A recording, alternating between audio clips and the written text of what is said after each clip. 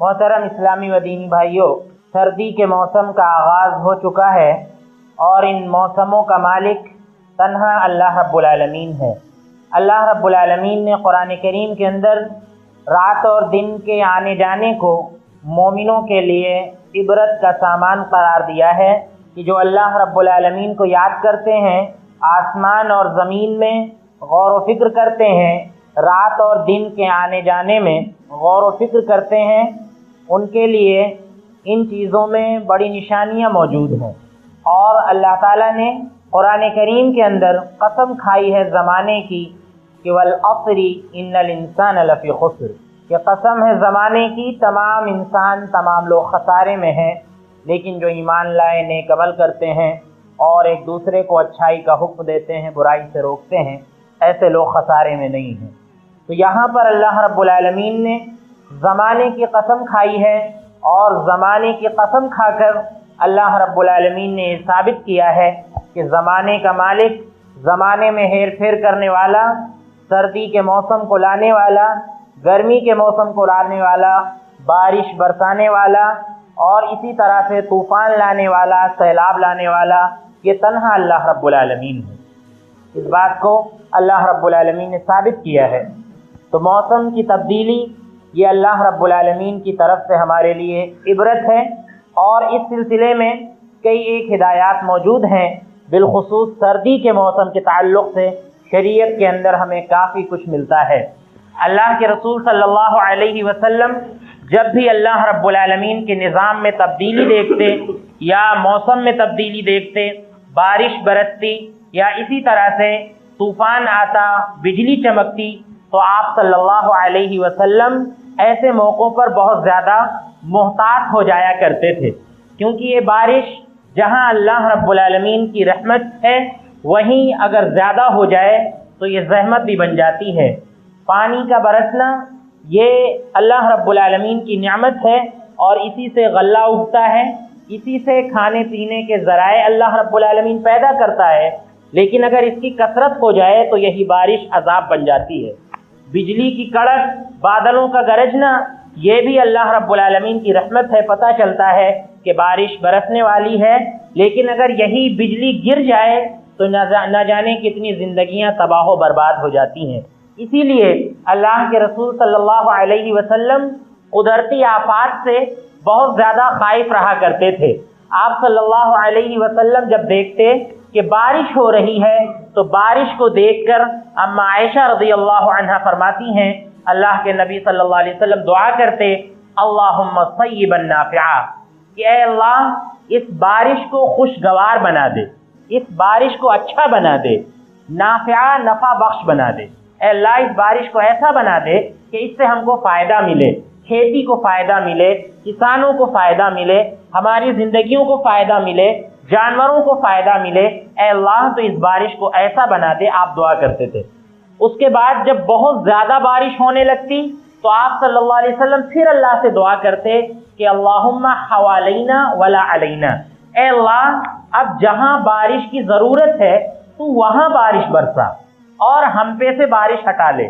ہمارے اوپر سے بارش ہٹا لے، پہاڑوں پر، کھیتوں میں، اور جہاں جس جگہ لوگوں کو بارش کی ضرورت ہے، اے اللہ تو وہاں بارش برسا، ہم سے اس بارش کو ہٹا لے۔ آپ صلی اللہ علیہ وسلم یہ دعا کرتے تھے۔ اللہ کے نبی صلی اللہ علیہ وسلم جب دیکھتے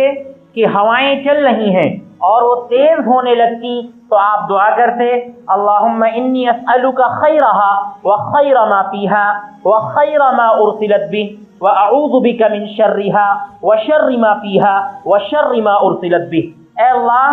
اس ہوا کی بہتری کا میں تجھ سے سوال کرتا ہوں۔ اے اللہ یہ جو تو ہوا لایا ہے، اے اللہ اس ہوا کے اندر خیر ہو، اور اس کے اندر جو خیر ہے اور اس کے اندر جو کچھ یہ ہوا خیر لے کر آئی ہے، اے اللہ میں اس خیر کا، اس بھلائی کا تجھ سے سوال کرتا ہوں۔ اے اللہ اگر اس ہوا کے اندر کچھ شر ہے، اے اللہ اگر یہ ہوا کسی کو تباہ کر سکتی ہے، اے اللہ اگر یہ ہوا کسی مکان کو گرا سکتی ہے، کسی کی موت کا سبب بن سکتی ہے، تو اے اللہ میں اس ہوا سے تیری پناہ مانگتا ہوں، اور اس ہوا کے شر سے تیری پناہ مانگتا ہوں۔ اے اللہ اس ہوا سے ہم کو اور ہماری جماعت کو تو محفوظ فرما لے۔ یہ اللہ کے نبی صلی اللہ علیہ وسلم دعا کرتے تھے جب تیز ہوا چلتی تھی۔ इसी तरह से जब बिजली की कड़क आप सल्लल्लाहु अलैहि वसल्लम सुनते तब भी अल्लाह रब्बुल आलमीन से दुआ करते। और ये बिजली की कड़क बसा औकात बहुत भारी साबित होती है हमारे ऊपर, और अगर ये गिर जाती है तो इंसान को बहुत ज़्यादा नुकसान होता है इससे। तो जब बिजली की कड़क होती तो आप सल्लल्लाहु अलैहि वसल्लम अल्लाह से दुआ करते, अल्लाहुम्मा ला तक़्तुलना बिग़ज़बिक, ऐ अल्लाह तू हमें अपने गुस्से की वजह से हलाक न करना। ऐ अल्लाह ये बिजली की कड़क तेरा गुस्सा बन सकती है, कहीं भी गिर सकती है, ऐ अल्लाह इस बिजली की कड़क से तू हमको हलाक न करना। वला तुहलिकना बिअज़ाबिक, ऐ अल्लाह तू अपने अजाब से हमको हलाक न करना, अपने अजाब से हमको हलाक न करना। वआफिना क़ब्ल ज़ालिक, ऐ अल्लाह इससे पहले तू हमको नजात दे दे, हमको नजात दे दे, हमको आफियत में रख, इन कुदरती आफात से अल्लाह हमको कोई तकलीफ ना हो। अल्लाह के रसूल सल्लल्लाहु अलैहि वसल्लम अल्लाह रब्बुल आलमीन से ये दुआ मांगते थे जब ये सारी चीज़ें आती थी। कुरान करीम की आयत हमने आपके सामने पढ़ी। अल्लाह रब्बुल आलमीन फरमाता है कि इन्ना फी खल्क़िस समावाति वल अर्ज़ वख्तिलाफ़िल लैली वन नहार, कि बेशक आसमान और ज़मीन के पैदा करने में, वख्तिलाफ़िल लैली वन नहार दिन और रात के आने जाने में, लआयातिल लिउलिल अलबाब बहुत सी निशानियां मौजूद हैं, लिउलिल अलबाब अक्ल वालों के लिए, जिनके अंदर अक्ल है, समझ है, उनके लिए बहुत सी निशानियां मौजूद हैं। और अल्लाह रब्बुल आलमीन ने आगे बयान फरमाया कि ये हकीकत में अक्ल वाले कौन हैं, अल्लाह ताला की इन निशानियों में गौर व फिक्र कौन लोग करते हैं, और अल्लाह रब्बुल आलमीन की इन तख्लीक पर गौर करके कौन लोग अपने ईमान को ताज़ा करते हैं। अल्लाह रब्बुल आलमीन ने आगे फरमाया कि अल्लज़ीना यज़्कुरूनल्लाह क़ियामन व क़ुऊदा, कि जो अल्लाह रब्बुल आलमीन को याद करते हैं, क़ियामन व क़ुऊदा खड़े होकर भी अल्लाह को याद करते हैं, व क़ुऊदा और बैठकर अल्लाह को याद करते हैं, और इसी तरह से वअला जुनूबिहिम और अपने पहलू के बल जब बिस्तरों पर लेटे होते हैं तब भी वो अल्लाह रब्बुल आलमीन को याद करते हैं। तो ऐसे लोगों को अल्लाह रब्बुल आलमीन ने होशियार बतलाया है कि जो लोग अल्लाह रब्बुल आलमीन की तख्लीक में गौर व फिक्र करते हैं, जो लोग अल्लाह रब्बुल आलमीन को याद करते हैं क़याम की हालत में, क़ुऊद की हालत में, बैठने की हालत में, और इसी तरह से जब अपने बिस्तरों पर होते हैं तब अल्लाह रब्बुल आलमीन को याद करते हैं। अल्लाह रब्बुल आलमीन ने ऐसे लोगों को अक्लमंद बतलाया है, होशियार बतलाया है। आप देखिए सलफ से कई एक बातें इस तरह की मिलती हैं, और एक हदीस में भी अल्लाह के नबी सल्लल्लाहु अलैहि वसल्लम ने फरमाया कि सर्दी का मौसम कितना ही अच्छा होता है इबादत के लिए, सर्दी का मौसम एक मोमिन के लिए कितना अच्छा होता है। तो सर्दी के मौसम में बहुत सी परेशानियां भी हो सकती हैं, वहीं अल्लाह रब्बुल आलमीन रातों को लंबा करके और दिनों को छोटा करके मोमिन के लिए बहुत अच्छा मौका फराहम करता है। आप देखिए सलफ़े सालिहीन सर्दी के मौसम को इतना गनीमत जानते थे कि रात लंबी हो जाती है तो उनको बड़ी खुशी होती थी जब सर्दी का मौसम आता था कि अब अगर हम रात को अच्छा खासा अगर हम क़याम कर लेंगे, लंबी लंबी नमाजें पढ़ लेंगे और फजर के वक्त हम उठ जाएंगे, तब भी इंशाअल्लाह हमारी नींद में कोई खलल वाक़ई नहीं होगा। हम सो भी सकते हैं, हम रात को क़याम भी कर सकते हैं, और फजर की नमाज भी हम जमाअत के साथ पढ़ सकते हैं। इसीलिए वो सर्दी के मौसम से बहुत ज़्यादा फ़ायदा उठाते थे और बहुत ज़्यादा खुश होते थे। और इसका दिन जो होता है सर्दी के मौसम का ज़रा छोटा होता है, इंसान नफली रोज़े रख सकता है। जो लोग नफली रोज़े के आदी होते हैं उनके लिए सर्दी का मौसम ये फसल बहार है। अल्लाह के नबी सल्लल्लाहु अलैहि वसल्लम ने इसीलिए मोमिन के लिए इसको गनीमत बारिदा करार दिया है कि ये ऐसी गनीमत है और ऐसा माल मिलने वाला है जिसमें इंसान को मैदान जिहाद में नहीं जाना पड़ता, बल्कि खुद इंसान अपने घर में रहकर सर्दी के मौसम में रात में नमाजें पढ़कर और दिन में रोजे रखकर जिहाद का सवाब हासिल कर सकता है, और उसको बहुत सा माल गनीमत यूं ही अपने घर में बैठे बैठे मिल सकता है। तो ये फजीलत है सर्दी के मौसम की, और सलफ़े सालिहीन इससे इस अंदाज से फ़ायदा उठाया करते थे। वहीं सर्दी के मौसम में बाज़ मुश्किलात भी हैं, बाज़ परेशानियां भी हैं, लेकिन उन परेशानियों में अल्लाह रब्बुल आलमीन को याद करना, अल्लाह रब्बुल आलमीन ने ایسی عبادت کو، سردی کے موسم کی عبادت کو اور اسی طرح سے مکمل طور سے وضو کرنے کو اللہ کے نبی صلی اللہ علیہ وسلم نے جہاد قرار دیا ہے۔ ابو ہریرہ رضی اللہ عنہ حدیث کے راوی ہیں، ایک مرتبہ اللہ کے رسول صلی اللہ علیہ وسلم نے صحابہ کرام سے فرمایا کہ الا ادلکم علی ما یمحو اللہ بہ الخطایا ویرفع بہ الدرجات، اے میرے صحابہ کرام، کیا میں تم کو ایسی چیز نہ بتلا دوں کہ جس سے اللہ رب العالمین گناہوں کو مٹا دے گا، گناہوں کو مٹا دے گا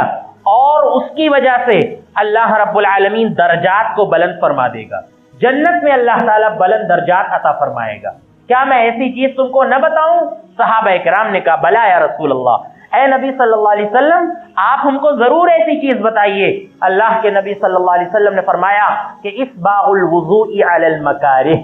اسباغ الوضوء علی المکارہ،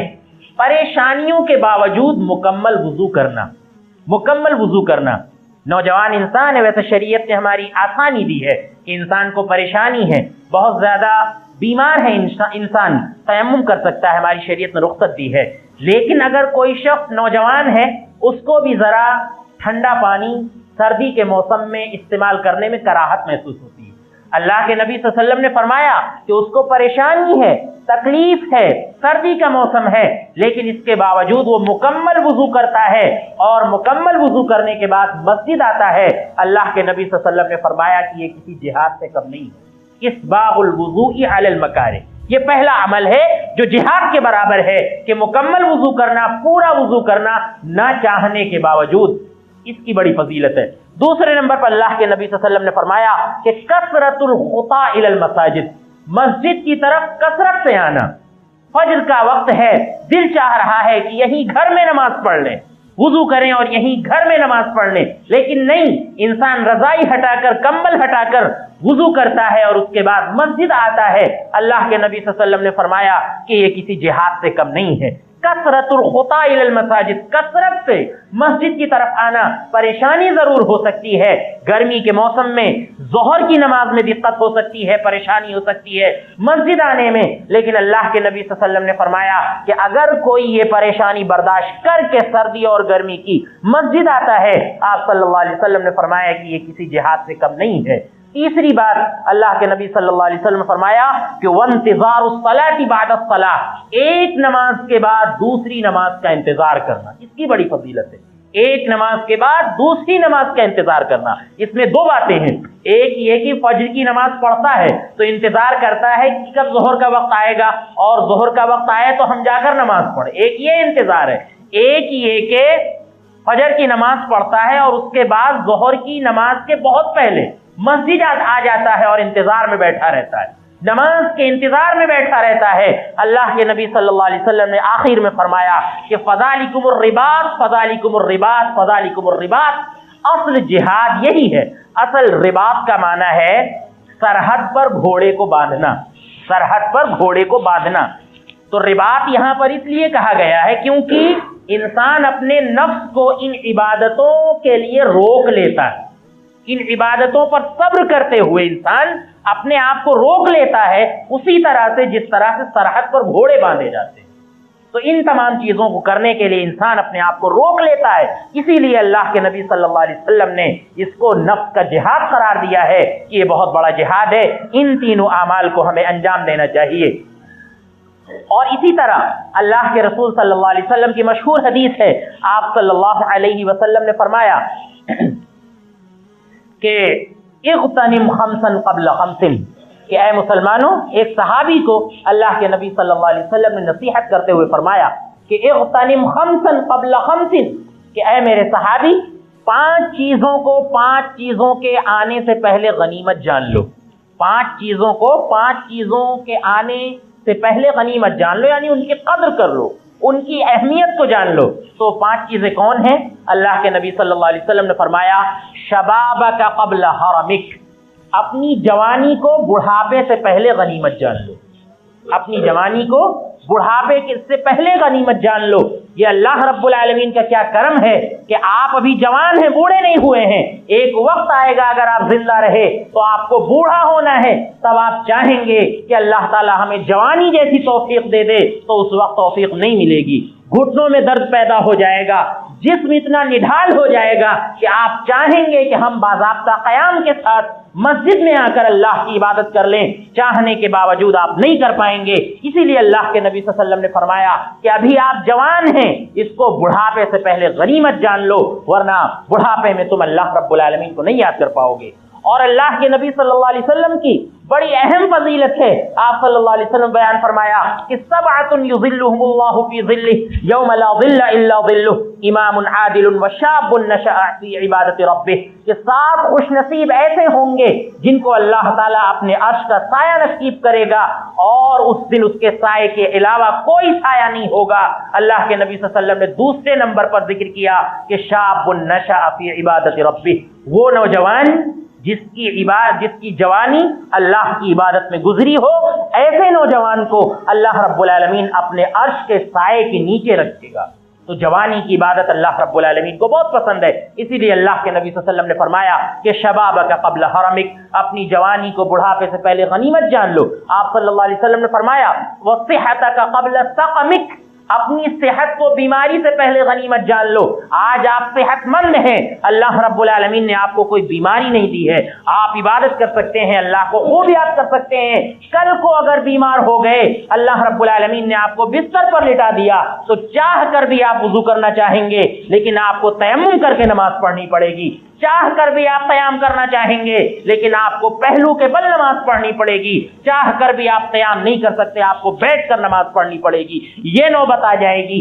इसीलिए अल्लाह के नबी सल्लल्लाहु अलैहि वसल्लम ने फरमाया कि अपनी सेहत को बीमारी से पहले गनीमत जानो। आपने तीसरी बात बयान फरमाई कि वग़िनाका क़ब्ल फ़क़रिक, कि अपनी मालदारी को मोहताजी से पहले गनीमत जानो, कि अल्लाह ने आपको मालदार बनाया है, अल्लाह रब्बुल आलमीन ने आपको पैसा दिया है, ज्यादा से ज्यादा गरीबों पर खर्च कर सकते हैं, खूब सदका कर सकते हैं। एक वक्त हो सकता है ऐसा आ जाए कि आप तंगदस्त हो जाएं, मोहताज हो जाएं, आपके खुद लाले पड़े होंगे, तो आप कहां से दूसरों को खिलाएंगे और कहां से सदका व खैरात करेंगे। और चौथी बात अल्लाह के नबी सल्लल्लाहु अलैहि वसल्लम ने बयान फरमाया कि वह फराग़क क़ब्ल शुग़लिक, अपनी फरागत को यानी खाली वक्त को काम से पहले गनीमत जान लो। अल्लाह ने आपको खाली वक्त दिया, ये क्या कम है कि अल्लाह रब्बुल आलमीन ने आपको फारिगुल बाल अता की है, आपके पास खाली वक्त है। हो सकता है कि अल्लाह रब्बुल आलमीन कल आपको इतना मशगूल कर दे कि इबादत करना चाहें और जमात से नमाज पढ़ना चाहें, लेकिन आपको मोहलत न मिले। आप देख सकते हैं ऐसे लोग बहुत से मिलेंगे आपको माशरे में, इतना मशगूल हैं कि अल्लाह रब्बुल आलमीन की इबादत तो छोड़ दीजिए, उनको जुमा की नमाज पढ़ने की और इसी तरह से दीगर इबादत करने की जो गैर ज़रूरी उनकी भी फुर्सत नहीं मिलती है। तो ये हालत उनकी हो गई है। तो अल्लाह के नबी सल्लल्लाहु अलैहि वसल्लम ने फरमाया कि अल्लाह ताला ने आपको खाली वक्त दिया है, लिहाजा इसको काम से पहले गनीमत जान लो। और पांचवी बात अल्लाह के नबी सल्लल्लाहु अलैहि वसल्लम बयान फरमाई कि वह हयातक क़ब्ल मौतिक, और अपनी जिंदगी को मौत से पहले गनीमत जान लो। पांचवी बात, ये बहुत अहम बात है। इंसान ने गुनाह किया, यही क्या कम है कि गुनाह करने के बाद वो जिंदा है, गुनाह करने के बाद वो जिंदा है, तौबा कर सकता है, जिंदा है तो अल्लाह से माफी मांग सकता है, अल्लाह उसको माफ कर सकता है। इसीलिए अल्लाह के नबी सल्लल्लाहु अलैहि वसल्लम ने फरमाया, अबू दाऊद की रिवायत है कि मौतुल फजअती अखज़तु अस्फिन, कि अचानक की मौत ये काफिर के लिए, नाफरमान के लिए अल्लाह का गुस्सा है। अल्लाह का गुस्सा है कि कुफ्र कर रहा था या नाफरमान था, गुनाहों में डूबा हुआ था, अचानक मौत आ गई, मरकर चला गया, तौबा की उसको तौफीक नहीं मिली। तो अपनी जिंदगी को मौत से पहले गनीमत जान लो। यही क्या कम है कि अल्लाह रब्बुल आलमीन ने गुनाह के बाद तुमको जिंदा रखा है, और अल्लाह रब्बुल आलमीन ने तुमको जिंदा रखा है ताकि तुम अल्लाह रब्बुल आलमीन को याद कर सको और अल्लाह रब्बुल आलमीन की ज्यादा से ज्यादा इबादत कर सको। और इसी तरह से सर्दी के मौसम के ताल्लुक से अल्लाह के नबी सल्लल्लाहु अलैहि वसल्लम की अहम हदीस है कि एक मरतबा इश्तकतिन नारु इला रब्बिहा फक़ालत या रब्बी अकल बाज़ी बाज़न। बुखारी मुस्लिम की रिवायत है कि जहन्नम ने शिकायत की अल्लाह से, अपने रब से शिकायत की कि अल्लाह अकल बाज़ी बाज़न, हमारा बाज़ हिस्सा बाज़ को खाए जा रहा है, यानी हमारे अंदर बहुत ज्यादा गर्मी है, बहुत ज्यादा सर्दी है और ये बाज़ को बाज़ खाए जा रहा है। तो अल्लाह के नबी सल्लल्लाहु अलैहि वसल्लम फरमाते हैं कि फ़अज़िन लहा बिनफ़सैन, तो अल्लाह ताला ने जहन्नम को 2 सांस लेने की इजाजत दे दी। کہ سال میں 2 مرتبہ جہنم سانس لے سکتی ہے، نفسن فی الشتاء و نفسن فی الصیف، ایک سانس لینے کی اجازت دی سردی میں اور ایک سانس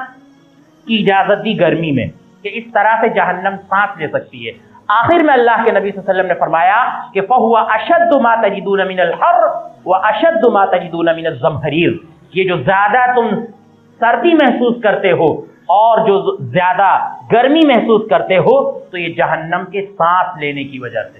اور ایک حدیث میں اللہ کے نبی صلی اللہ علیہ وسلم نے فرمایا کہ ان شدت الحر من فیح جہنم، کہ جو سخت گرمی ہوتی ہے یہ جہنم کی لپٹ سے ہوتی ہے، اس کی سانس سے ہوتی ہے، اور یہ جو سخت سردی ہوتی ہے یہ بھی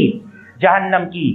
سانس سے ہوتی ہے۔ تو اللہ رب العالمین نے بھی اس کا ذکر قرآن کریم کے اندر بطور نعمت کیا ہے۔ وہیں اللہ کے رسول صلی اللہ علیہ وسلم نے ذکر کیا ہے کہ جہنم میں جہاں سخت گرمی کا عذاب دیا جائے گا وہیں اللہ رب العالمین سخت سردی کا بھی عذاب دے گا۔ اسی لیے نعمت کے طور پر اللہ رب العالمین ذکر کرتا ہے کہ لا یرون فیہا شمسا ولا زمہریرا، کہ جو جنتی ہوں گے جنت میں نہ تو سورج کی تپش محسوس کریں گے اور نہ تو ان کو بہت زیادہ سردی محسوس ہوگی، بالکل معتدل موسم رہے گا، میانہ بالکل معتدل موسم رہے گا، اور ایسا موسم رہے گا کہ جس سے جنتیوں کو مزہ آئے گا۔ تو اللہ رب العالمین نے اس کو بطور نعمت کے ذکر کیا ہے۔ تو اسی لیے ہمیں جو ہے یہ منافقوں کا وطیرہ تھا کہ وہ کہتے تھے کہ اے مسلمانوں تم جہاد میں اللہ کی عبادت کے لیے گرمیوں کے موسم میں نہ نکلا کرو۔ اللہ رب العالمین نے ان کو ڈانٹ پلاتے ہوئے کہا کہ قل نار جہنم اشد حرا، کہ اے نبی صلی اللہ علیہ وسلم آپ ان سے کہہ دیجئے کہ جہنم کی آگ اس دنیا کی آگ سے کہیں زیادہ سخت ہوگی۔ تم جس آگ کی تپش سے بھاگ رہے ہو اور عبادت سے لوگوں کو دور کر رہے ہو، جہنم کی تپش تم کیسے برداشت کرو گے؟ تو یہ ان کا وطیرہ ہوا کرتا ہے۔ لہذا مومن کسی بھی موسم کا بہانہ لے کر اللہ رب العالمین کی عبادت سے کبھی پیچھے نہیں ہٹتا ہے، وہ اللہ رب العالمین کی خوب عبادت کرتا ہے، اور موسموں کی تبدیلی کے اعتبار سے اس کے ہاتھ اور زیادہ کھل جایا کرتے ہیں۔ لہذا سردی کے موسم میں ہمیں اس بات کا خاص خیال رکھنا چاہیے کہ جہاں ہم اپنی حفاظت کریں، ایک تو پہلی چیز اللہ رب العالمین کی عبادت میں ہمیں یہ سردی کا موسم آڑے نہیں آنا چاہیے۔ دونوں اعتبار سے اس کے اندر فائدے ہی فائدے ہیں، ایک تو عبادت کا یہ موسم ہے، دوسرے یہ کہ اگر اس میں کچھ تکلیفیں ہوتی ہیں تو اس کی بھی اللہ رب العالمین نے، اللہ کے نبی صلی اللہ علیہ وسلم نے فضیلت بیان فرمائی ہے۔ دوسری بات یہ کہ اللہ رب العالمین نے ذکر کیا ہے جانوروں کے بالوں کا، قرآن کریم کے اندر ذکر کیا ہے، اون کا ذکر کیا ہے، جانوروں کے بالوں کا ذکر کیا ہے۔ اللہ رب العالمین فرماتا ہے کہ وَمِنْ أَصْوَافِهَا وَأَوْبَارِهَا وَأَشْعَارِهَا أَثَاثًا وَمَتَاعًا إِلَىٰ حِينٍ، کہ ان جانوروں کے چمڑے میں، ان جانوروں کی کھال میں، ان جانوروں کے بال میں تمہارے لیے بہت سا سامان موجود ہے، یعنی سردی سے بچنے کا اور گرمی سے بچنے کا بہت سا سامان موجود ہے۔ تم کپڑے بناتے ہو، تم سویٹر بناتے ہو اس کے اون سے، اور تم اس کے چمڑے سے جیکٹ بناتے ہو۔ اللہ رب العالمین فرماتا ہے بطور احسان کے اللہ رب العالمین نے ذکر کیا ہے کہ اللہ رب العالمین کا احسان ہے۔ لہذا ہمیں ان چیزوں کا استعمال کر کے جس طرح سے اللہ کے نبی صلی اللہ علیہ وسلم استعمال کیا کرتے تھے سردی سے بچنا ہے۔ وہیں ہمیں اس بات کی بھی فکر کرنی ہے کہ معاشرے میں کچھ ایسے لوگ ہوتے ہیں جن کو اگر ہم اپنا پرانا کپڑا بھی دے دیتے ہیں تو بیچارے اتنے قناعت پسند ہوتے ہیں کہ وہ بہت ہی اچھے انداز میں اس کو لے لیتے ہیں اور اس کو استعمال کرتے ہیں۔ تو ہم اپنے پرانے کپڑے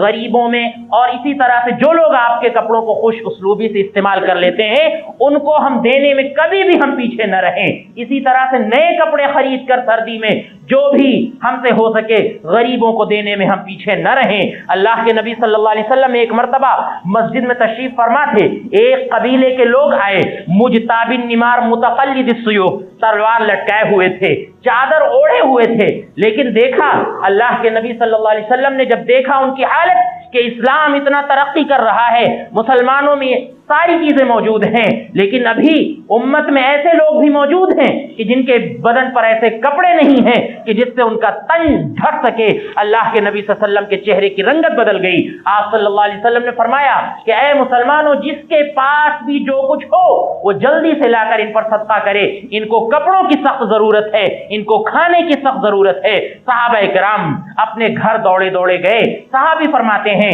کہ تھوڑی ہی دیر ہوئی تھی، حتی رأیت کومین من طعام و لباس، تھوڑی ہی دیر میں ہم نے دیکھا کہ کھانے اور کپڑے کے دو ڈھیر لگ گئے آ کر۔ پھر اللہ کے نبی صلی اللہ علیہ وسلم کے چہرے پہ ہم نے مسکراہٹ دیکھی۔ آپ صلی اللہ علیہ وسلم نے فرمایا کہ اس طرح کا طریقہ اگر اسلام میں مردہ ہو چکا ہے تو اس کو زندہ کرنا چاہیے، غریبوں کا خیال رکھنا چاہیے، اور جو محتاج لوگ ہیں ان کا اس انداز سے خیال رکھنا چاہیے۔ تو یہ حکم اللہ رب العالمین، اللہ کے نبی صلی اللہ علیہ وسلم ثابت ہے، لہٰذا ہمیں اس طرح سے دوسروں پر خرچ کرنا چاہیے اور دوسروں کا بھی خیال کرنا چاہیے، اور سردی کے موسم کو غنیمت جانتے ہوئے ہمیں اللہ رب العالمین کی خوب خوب عبادت کرنی چاہیے۔ اگر کچھ پریشانیاں آ رہی ہیں، کچھ مصیبتیں آ رہی ہیں، تو انشاءاللہ ان مصیبتوں کو برداشت کرتے ہوئے اگر ہم اللہ کی عبادت کرتے ہیں، اللہ کو یاد کرتے ہیں، تو اللہ رب العالمین ہمیں قوت عطا فرمائے گا، اور عبادتوں کی اللہ رب العالمین ہم کو توفیق عطا فرمائے گا، اور ہم